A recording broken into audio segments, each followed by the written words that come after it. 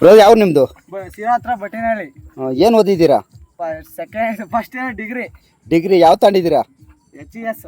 HES. ಇವಾಗ continue ಮಾಡ್ತಿದ್ದೀರಾ stop ಮಾಡಿದ್ದೀರಾ? ಇಲ್ಲ, ಈಗ ಕಂಟಿನ್ಯೂ ಮಾಡ್ತಿಲ್ಲ, ಹಾಲು ಕರ್ಕೊಂತ ಇದ್ದೀವಿ. ಎಷ್ಟಿದೆ ನಿಮ್ಮ ಸೀಮೆ ಹಸ? 3.